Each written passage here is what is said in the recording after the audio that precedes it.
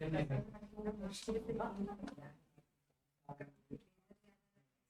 Strictly पढ़ाई कब start होगा बाकी सब्जेक्ट से?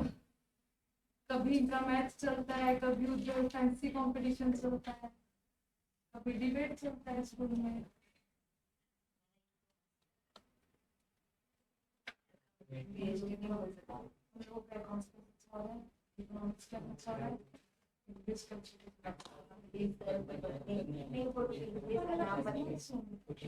कजन सिस्टर है, मुझे इंग्लिश पढ़नी है। देखो ऑनलाइन वाले ऑडियो चेक करो।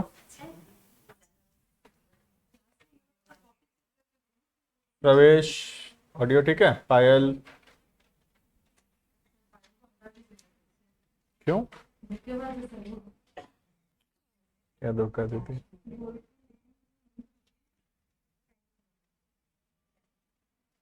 देखो पिछले क्लास में हम लोग पढ़ रहे थे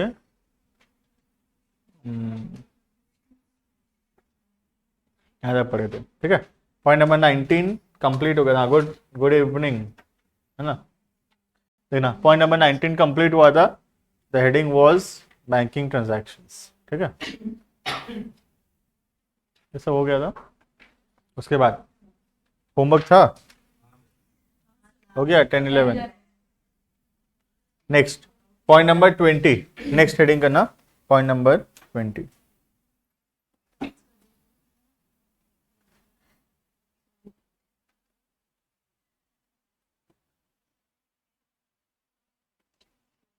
ठीक ना। पॉइंट नंबर 20 बैंकिंग ट्रांजैक्शन, ये point number 20 next banking transaction के बाद।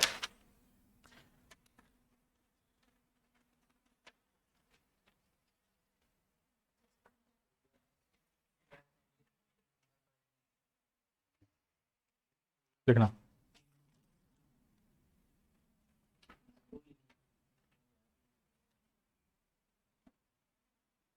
गुड्स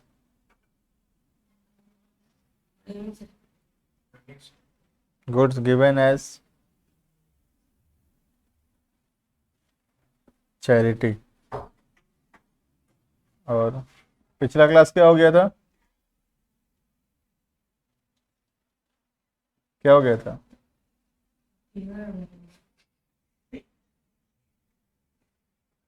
तुमको उमंग, मैं जानता हूँ क्योंकि इसलिए सोच के बताना।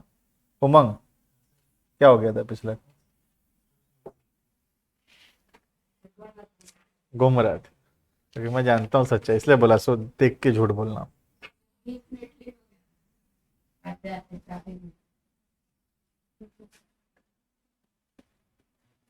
लिखो पॉइंट नंबर 20, कितना नहीं लिखे हो देख लो पिछले क्लास का, उतना जगह छोड़ लेना। एक यहाँ तक कहाँ तक देखे पढ़े थे हम?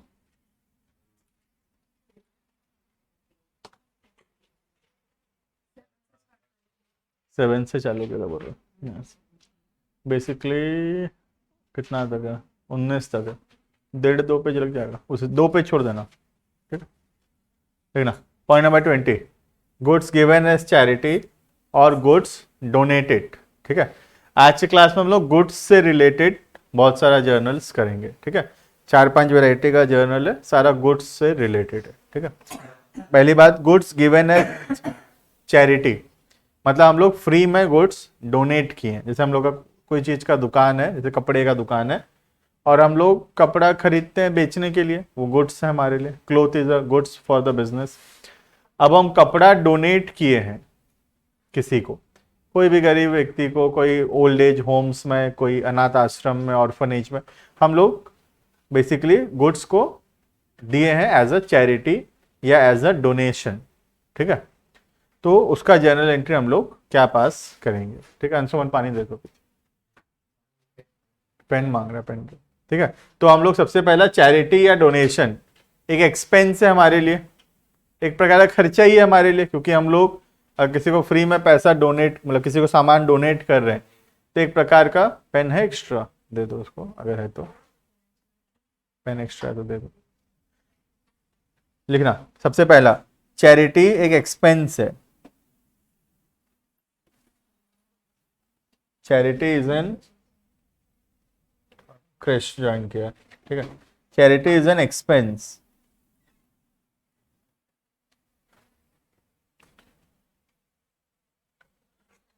क्रिश थोड़ा हम लोग अभी जर्नल्स पढ़ रहे हैं, ठीक है, तो तुम वीडियो तुमको एक्सेस दे दिया हूँ, कहाँ तक पढ़े वहां तक देख लेना, ठीक है।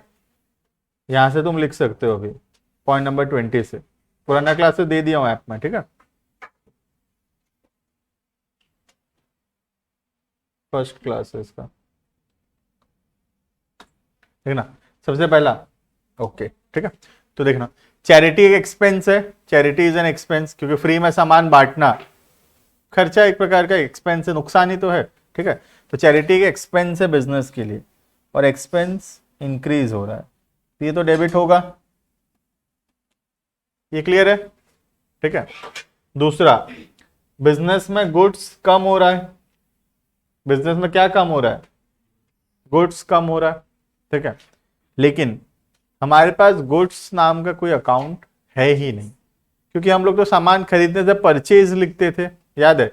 तो गुड्स कम होना मतलब परचेज नाम का एक्सपेंस कम हो रहा है, ठीक है। गुड्स तो है ही नहीं हमारे पास, याद है, गुड्स नाम का अकाउंट है क्या हमारे पास, नहीं, ठीक है।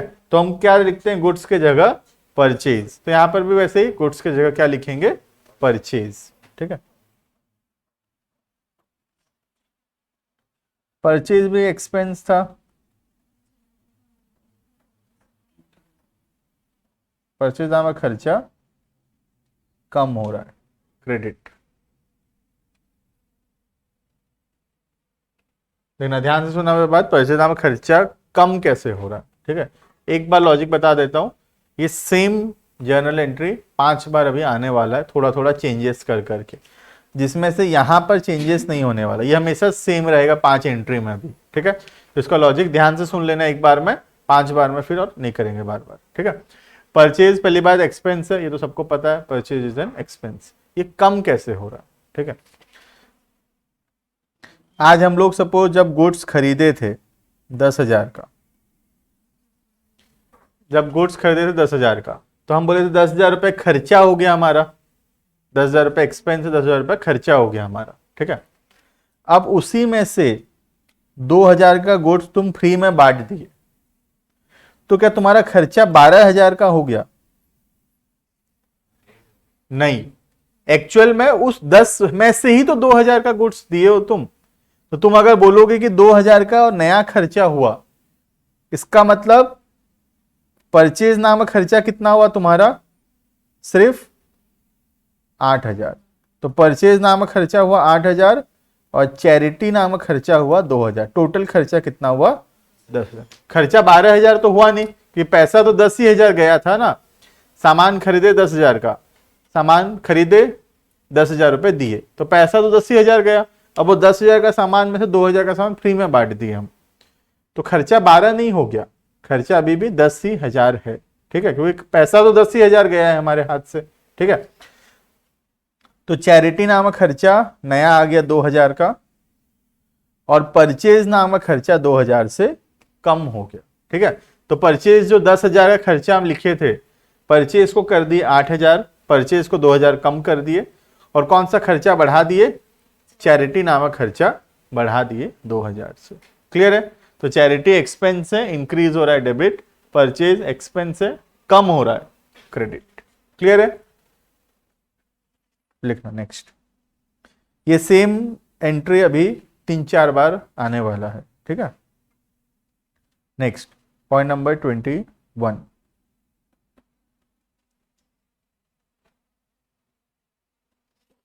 गुड्स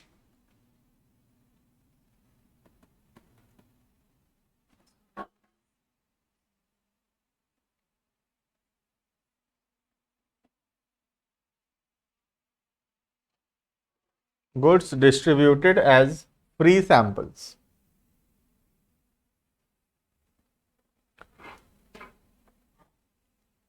जनरली मेडिसिन के केस में होता है, फ्री में हम लोग डॉक्टर को देते हैं मार्केटिंग के लिए।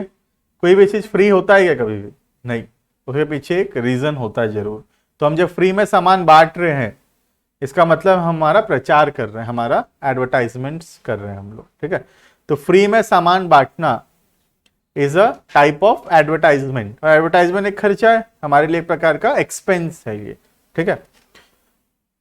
तो फ्री में सामान बांटने से एडवर्टाइजमेंट नाम का खर्चा इंक्रीज होता है, लिखना।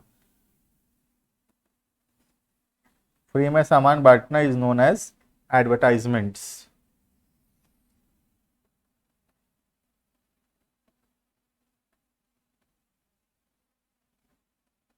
एडवर्टाइजमेंट नाम का एक्सपेंस इंक्रीज हो रहा है, इसीलिए डेबिट। दूसरा, गुड्स कम हो रहा है, यहां पे भी तो गुड्स कम हो ही रहा है, तो ये सेम टू सेम नीचे कंटिन्यू करेगा, इसमें कोई चेंजेस नहीं। कॉपी कर दो। परचेज नाम का एक्सपेंस कम हो रहा है, ठीक है। तो फ्री में सामान बांटना, कोई भी चीज फ्री नहीं होता, दिस इज एन एडवर्टाइजमेंट। हमारा एडवर्टाइजमेंट कर रहे हैं हम लोग, और एडवर्टाइजमेंट एक खर्चा है हमारे लिए, डेबिट हुआ, और परचेज नाम का एक्सपेंस कम हुआ, इसीलिए क्रेडिट, ठीक। नेक्स्ट पॉइंट नंबर 22, देखना सेम लॉजिक से सारा पॉइंट, 4-5 पॉइंट।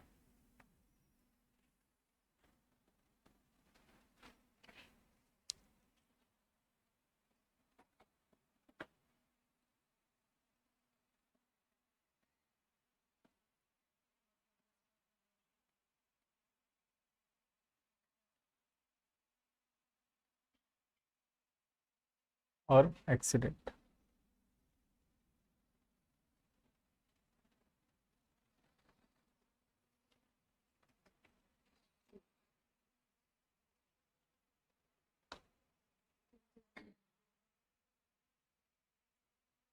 ठीक है। Loss of goods by fire, theft और एक्सीडेंट। फायर ऑब्वियसली आग लगना, थेफ्ट चोरी, ये एक्सीडेंट मतलब और कोई भी प्रकार का हादसा होना जिससे हमारा गुड्स डिस्ट्रॉय हो गया, हमारा सामान डिस्ट्रॉय हो गया, या तो आग लग गया, या चोरी हो गया, या फिर कोई प्रकार का एक्सीडेंट हो गया, ठीक है। अब सबसे पहले इसमें सब पॉइंट्स आएंगे, ठीक है। पहला पॉइंट नंबर 1 करना है इसके अंदर, व्हेन गुड्स आर डिस्ट्रॉयड।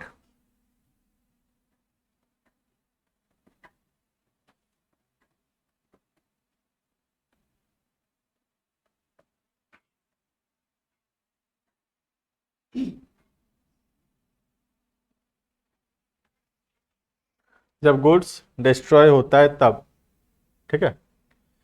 सबसे पहला, सामान आग लग गया तो एक प्रकार का नुकसान है हमारे लिए, this is a loss for the business. और अगर कोई चीज नुकसान है तो वो डेबिट होगा, क्योंकि एक्सपेंस क्या हो रहा है, डेबिट हो रहा है, ठीक है। दूसरा बात, गुड्स कम हो रहा है, अगर आग लगेगा सामान डिस्ट्रॉय हो जाएगा तो गुड्स कम हो जाएगा, और गुड्स कम होगा तो परचेज क्या होगा, क्रेडिट होगा, ठीक है। लिखना, एंट्री लिखना, लॉस ऑफ स्टॉक या गुड्स, हम कुछ भी लिख सकते हैं, bye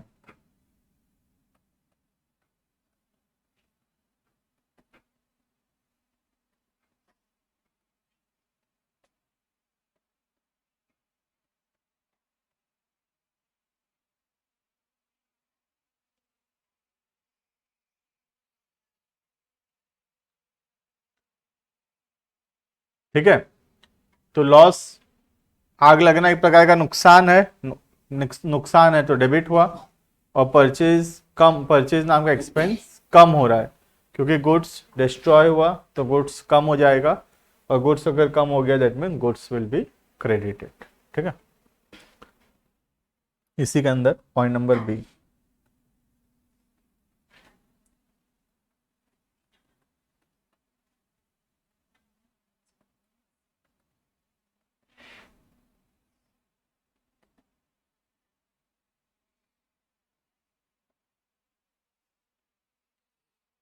an insurance claim is admitted।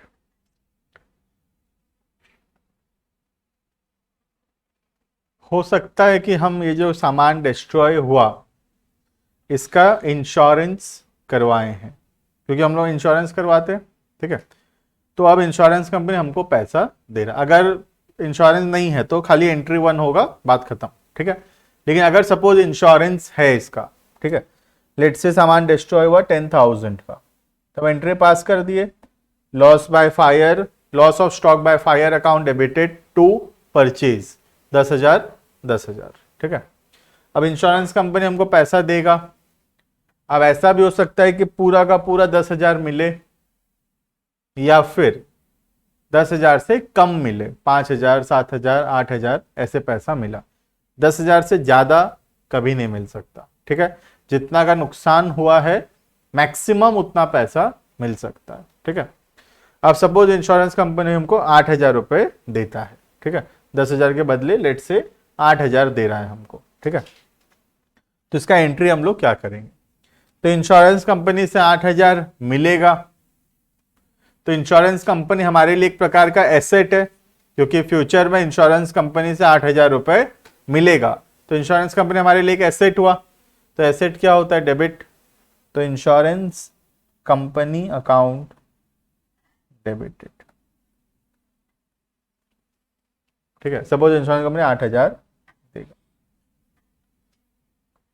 अब तुम देखो 10,000 का सामान डिस्ट्रॉय हुआ था, तो तुम लिख दिए 10,000 का नुकसान हो गया, 10,000 रुपए डूब गया, लेकिन उसमें से 8,000 तो वापस मिल रहा है तुमको। तो रियलिटी में तुम्हारा नुकसान कितने का हुआ? सिर्फ 2,000 का। समझ में आ रहा है?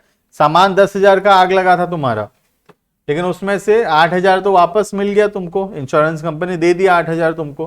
तुम्हारी रियलिटी में नुकसान कितना हुआ? सिर्फ 2,000 का, ठीक है। तो हम जो पहला एंट्री में 10,000 का लॉस लिखे थे, रियलिटी में लॉस तो 10,000 है ही नहीं। लॉस कितना है? सिर्फ 2,000 का। तो लॉस को 8,000 कम कर देंगे हम लोग। तो लॉस को क्या कर देंगे? लॉस एक्सपेंस है, कम होगा, तो क्या करेंगे? क्रेडिट करेंगे। समझ में आ रहा है? 10,000 का लॉस लिखे थे, एक बार फिर से सुन लो। एंट्री नंबर 1 में 10,000 का लॉस लिखे थे हम। क्या रियलिटी में 10,000 का नुकसान हुआ हमारा? नहीं, सिर्फ 2,000 का नुकसान हुआ। 10,000 का सामान जला था, लेकिन 8,000 तो तुमको वापस मिलने वाला इसमें से। तो नुकसान हुआ कितना? सिर्फ 2,000। तो हम जो एंट्री 1 में लॉस 10,000 लिखे हैं वो गलत है, एंड लॉस तो सिर्फ 2,000 है। तो लॉस को 8,000 कम करेंगे। तो लॉस को जब 8,000 कम करेंगे, लॉस एक्सपेंस से कम होगा, तो क्या होगा? क्रेडिट, ठीक है। लिखना 2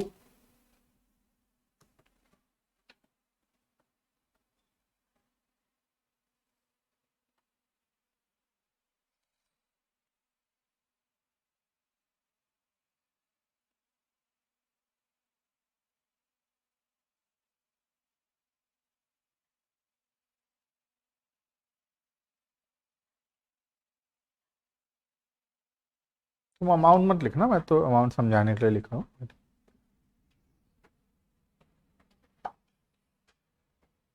अगर पूरा का पूरा 10,000 रुपये वापस मिलेगा, तो ये एंट्री में अमाउंट कितना हो जाएगा?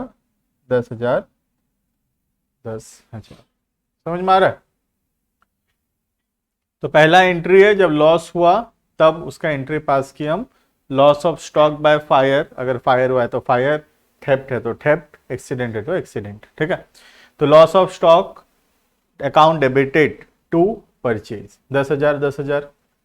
अब उसके बाद 10,000 से जितना पैसा मिल जाएगा, 8,000 सपोज मिल रहा है, तो इंश्योरेंस कंपनी से 8,000 मिलेगा, तो वो एसेट है, debit. Insurance company account debited 8,000 to loss of stock by fire theft accident 8,000। Clear है इतना? ठीक है। नेक्स्ट पॉइंट नंबर सी।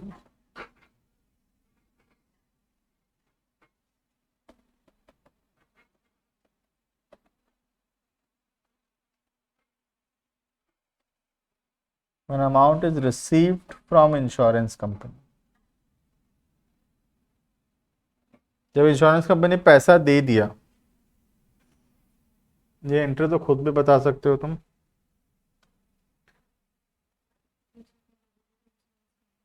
कैश या बैंक अकाउंट डेबिटेड, पैसा मिला, या तो कैश बढ़ेगा या चेक देगा तो बैंक बढ़ेगा।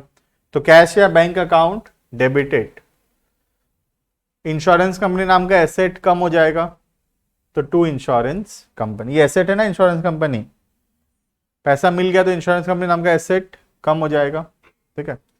एंट्री लिख लो।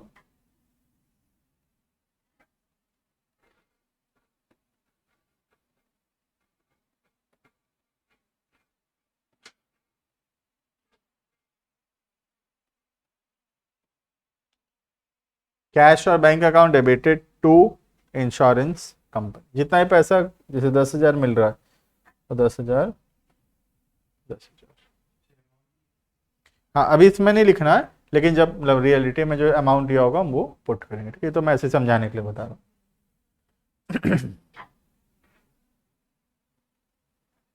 बेसिकली 3 एंट्री हो गया इसमें।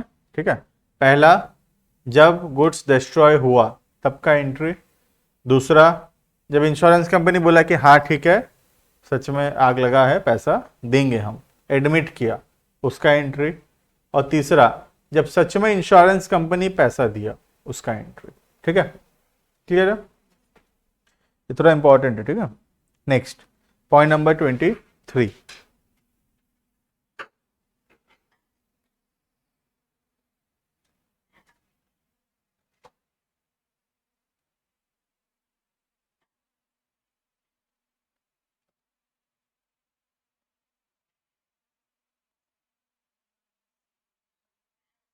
Drawings.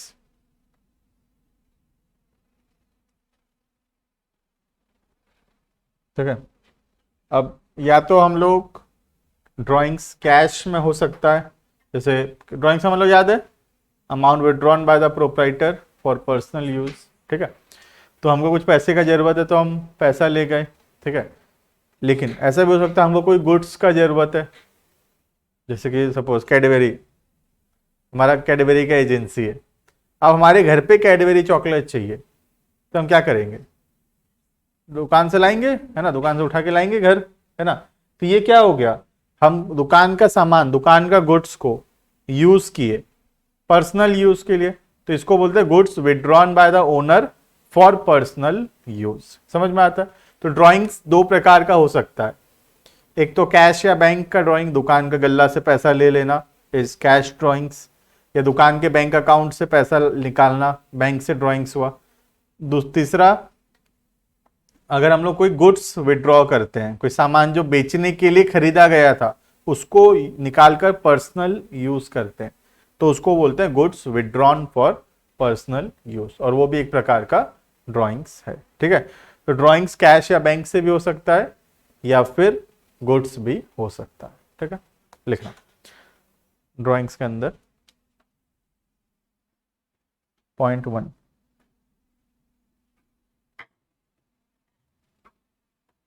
Amount withdrawn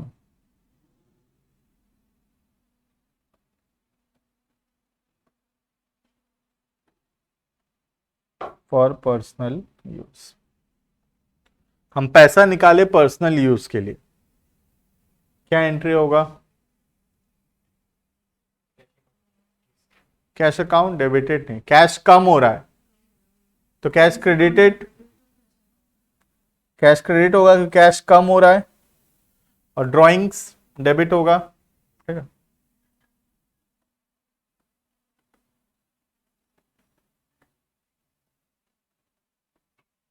entry drawings account debited to cash account, ये पहले पढ़ाया हुआ है, ड्राइंग्स टू कैश। ठीक है, हाँ करेक्ट कीर्ति। ठीक है, entry drawings account debited to cash. अब इसी के जगह अगर गुड्स विड्रॉ करते हैं तो कैश की जगह आ जाएगा टू परचेज। गुड्स जब भी कम हो रहा है क्या लिख रहे हैं हम? टू परचेज लिख रहे हैं। ठीक है, लिखना point number B.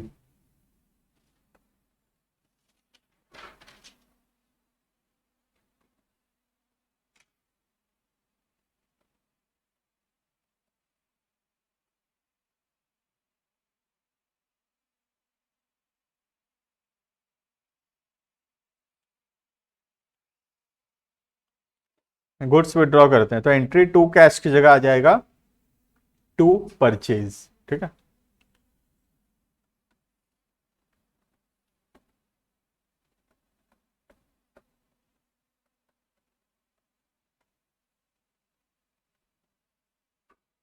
Drawings account debited to purchase account.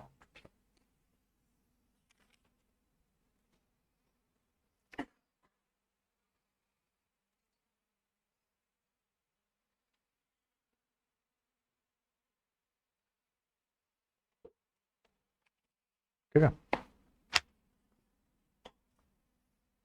अब एक चीज़ में ध्यान रखना, जब भी जैसे जितना भी आज पढ़े हम लोग 20 के ऑनवर्ड्स, 20, 21, 22, 23, ठीक है, सब में जिसमें भी टू परचेज हो रहा है चारों में, ठीक है। जैसे कि सपोज कोई गुड्स है, बोल रहा है कि या तो चैरिटी में दे दिए, या फिर फ्री में बांट दिए सैंपल के हिसाब से, या फिर आग लग गया, या फिर मालिक घर ले गया पर्सनल यूज़ के लिए, ठीक है। हमको हो सकता है कि उसका कॉस्ट प्राइस दिया हो, कितना में खरीदा गया था, जैसे कि 2000, ठीक है, और हमको ये कितना में बेचते दिया है, सेलिंग प्राइस सपोज 2500, ठीक है।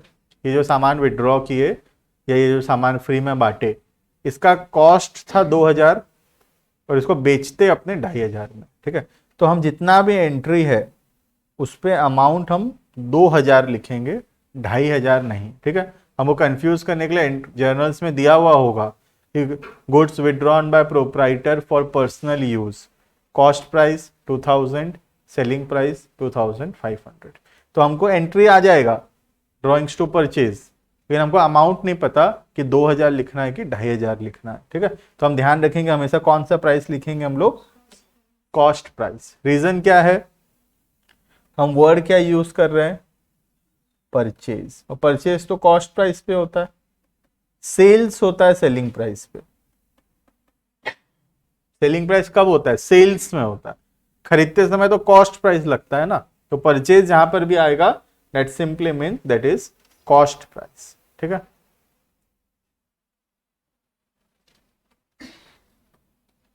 देखो ऑनलाइन वाले इतना कुछ डाउट है हमें,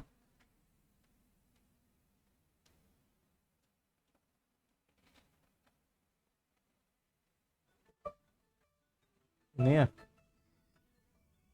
नेक्स्ट पॉइंट नंबर 24,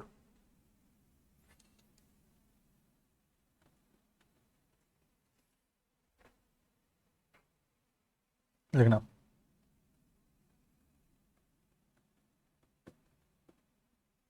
अब अलग टॉपिक है, टू परचेज वाला हो गया, इतना ही होता है, ठीक है। Insurance premium paid,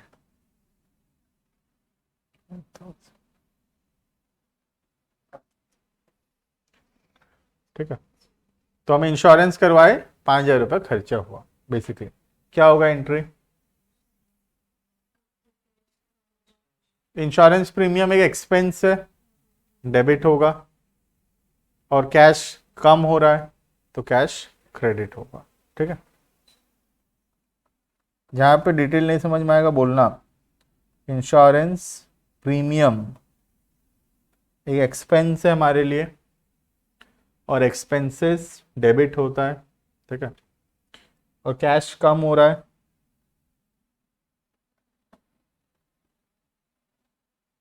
to cash account, ठीक है, कैश क्रेडिट हो रहा है।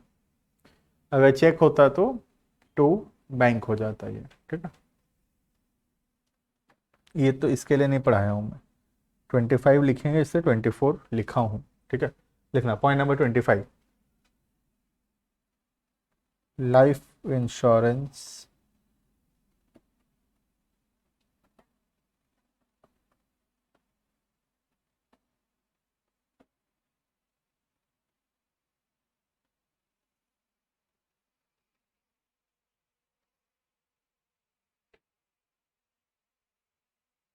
ठीक है।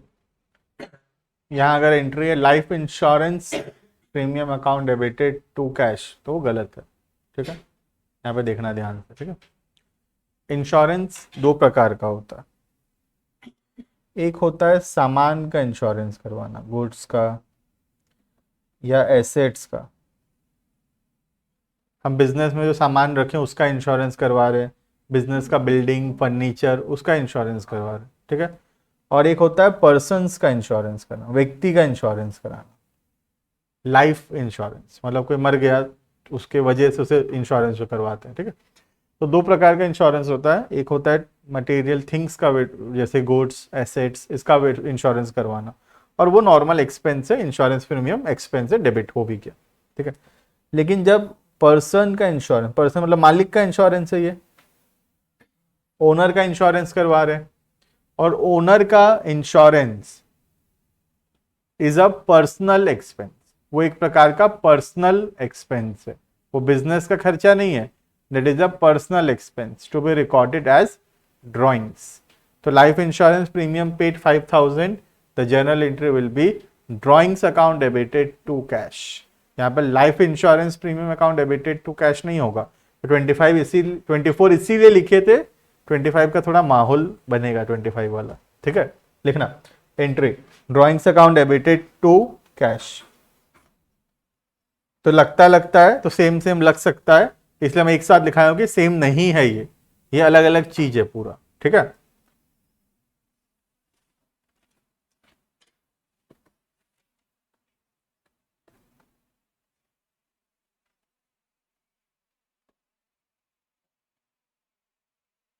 ठीक है जो ऑनलाइन वाले इतना, एक और लिखाएंगे अभी 26 में इसी के रिलेटेड. इतना क्लियर है?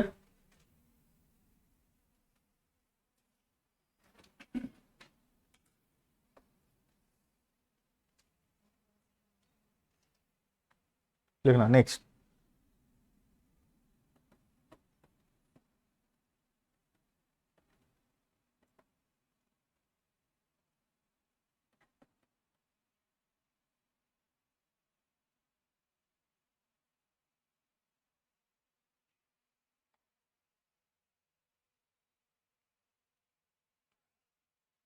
अब क्या बताया, लाइफ इंश्योरेंस प्रीमियम तो है लेकिन ये मालिक का नहीं है, ये किसका है, वहां जो लोग काम करते हैं उनका है, एम्प्लॉइज का है.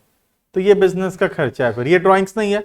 This is not a personal expense of the owner, this is an expense of the business. ये बिजनेस का खर्चा है, तो इसको हम नॉर्मली लिखेंगे इंश्योरेंस प्रीमियम या life insurance premium account debited to cash.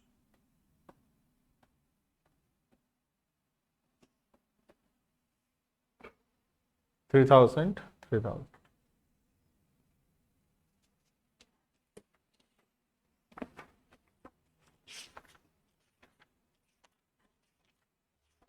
देख लो जितना कंफ्यूज होने का बात था, तीनों एग्जाम्पल एक साथ लिखा दिया हूं कि इसमें किसमें क्या है, तुम कंफ्यूज ना हो.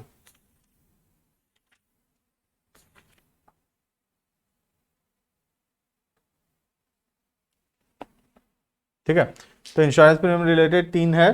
पहला नॉर्मल इंश्योरेंस प्रीमियम खाली लिखा है तो वो तो एक्सपेंस है ही, insurance premium account debited to cash.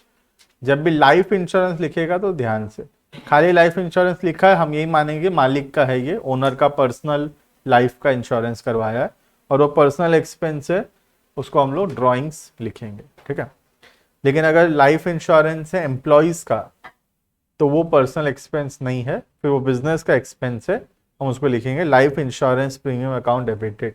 ठीक है, टू कैश तो है ही सब में. ठीक है, नेक्स्ट पॉइंट नंबर 27 लिखना.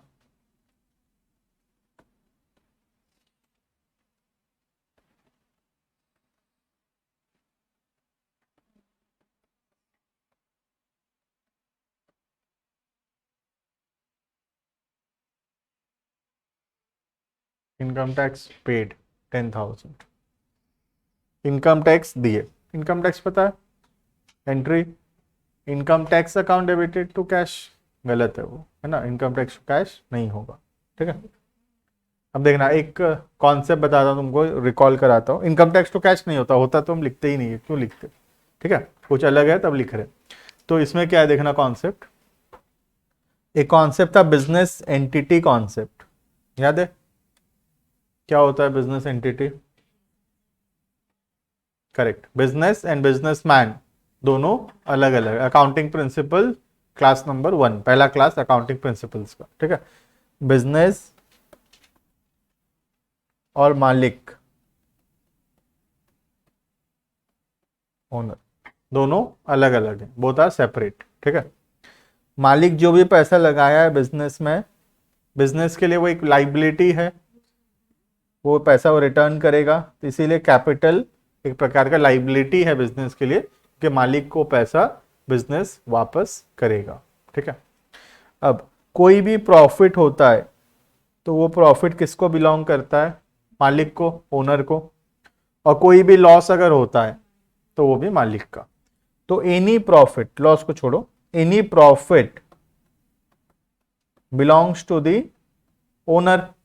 ओनर का है, कोई भी प्रकार का मुनाफा हो, प्रॉफिट हो, कुछ भी हो, वो किसका है? That belongs to the owner. अब what is income tax?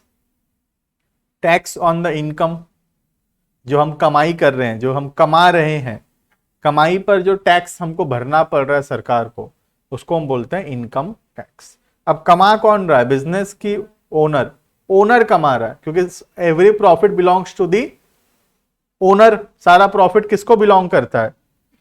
All the profit belongs to the owner. इसीलिए income tax also belongs to the owner. Income tax भी मालिक को ही भरना चाहिए। जब कमाई सारा मालिक का, तो उस कमाई के ऊपर टैक्स भी मालिक का, फिर बिजनेस कहां से भरेगा? ठीक है। तो जब profit belongs to the owner, profit on the taxes on the profit, that is income tax, also belongs to the owner. That means income tax paid is a personal expense to be recorded as drawings. उसको हम drawings record करेंगे. Hence the journal entry is again drawings account debited to cash. समझ में आ रहा है? तो income tax paid confuse कर देगा एग्जाम में। इनकम टैक्स पेड हमको लगेगा salary paid, salary to cash, income tax paid, income tax to cash, गलत हो जाएगा। इनकम टैक्स पर्सनल एक्सपेंस है, रिकॉर्डेड एज ड्रॉइंग्स। ठीक है, आगे समझ में हटाऊं इसको? ठीक है, बिजनेस एंटिटी कॉन्सेप्ट से है ये।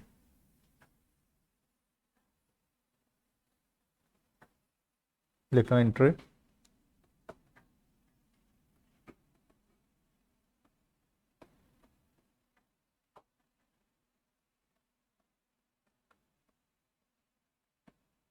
अमाउंट लिखना है तो लिख सकते हो, नहीं तो नहीं चलेगा। Entry drawings account debited to cash.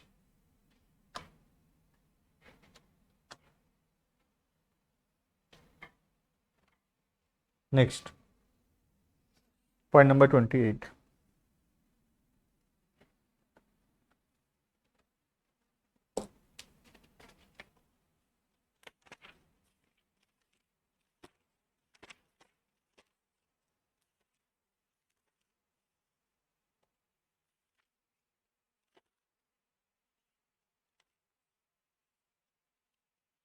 Depreciation लिखे हैं? नहीं ना? नहीं लिखे होंगे डेप्रिसिएशन। लिखो point number 28,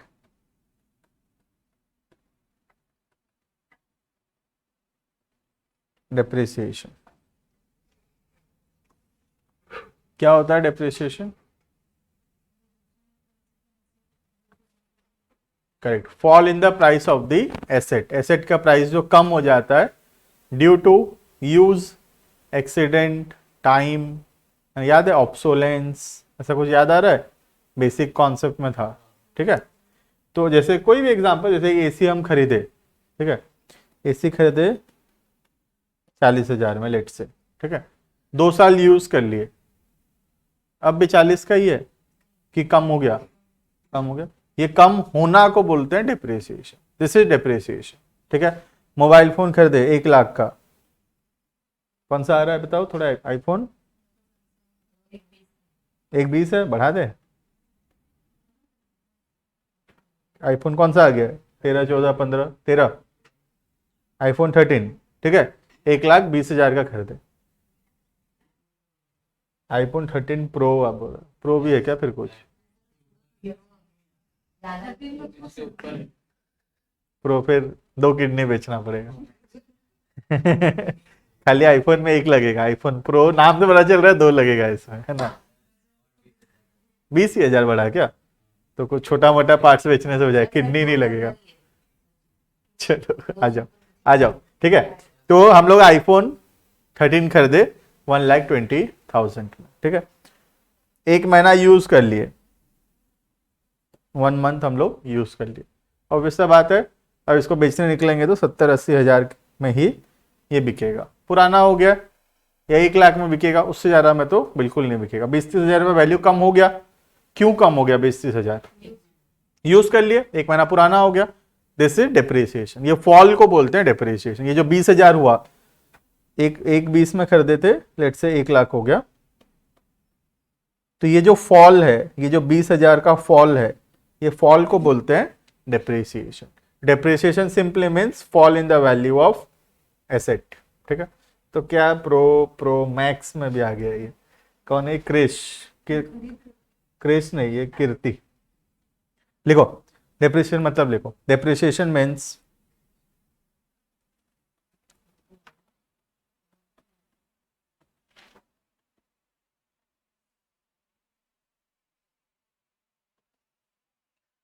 fall in the value of fixed assets.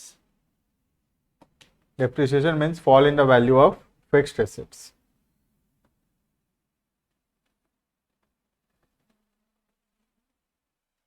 Entry लिखो क्या होगा? जनरल एंट्री विल बी, सबसे पहला डिप्रिसिएशन हमारे लिए क्या है? एक्सपेंस है। ये जो वैल्यू गिर रहा है 20,000, वैल्यू कम होना एक नुकसान है हमारा, एक्सपेंस है। तो डिप्रिसिएशन हमारे लिए एक एक्सपेंस है, और एक्सपेंस डेबिट होता है ना, एक्सपेंसेस डेबिट होता है,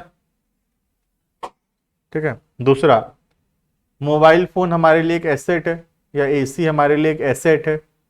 एसी का वैल्यू कम हो रहा है, तो एसी का वैल्यू अगर कम हो रहा है, एसेट अगर कम हो रहा है, तो एसेट क्या होगा? क्रेडिट, ठीक है। 2 फिक्स्ड एसेट्स अकाउंट, क्लियर?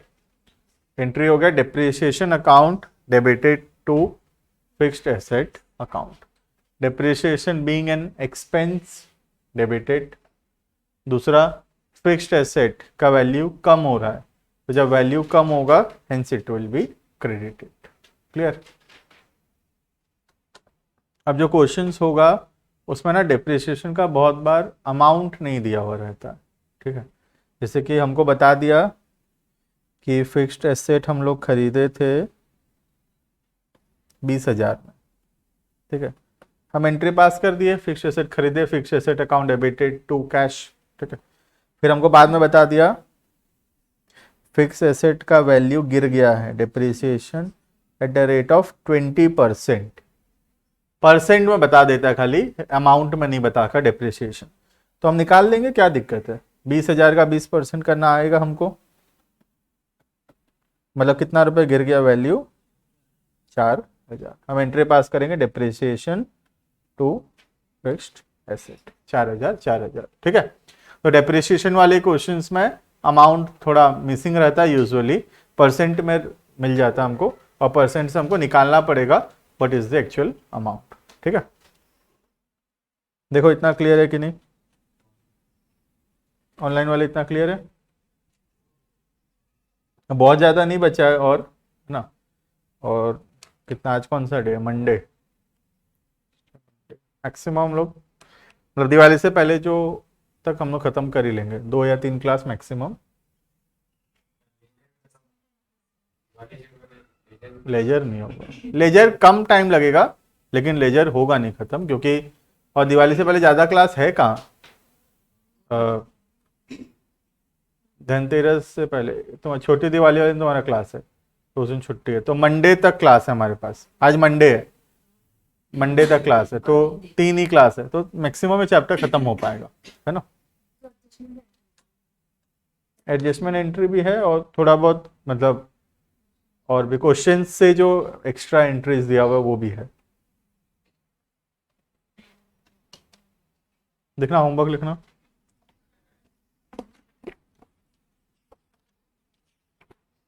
ये फिक्स एसेट वाला भी तो बचा हुआ है ना।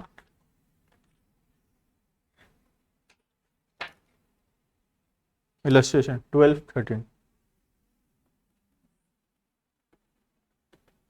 पिछले क्लास क्या दिया था? 10 11 दिया था ना।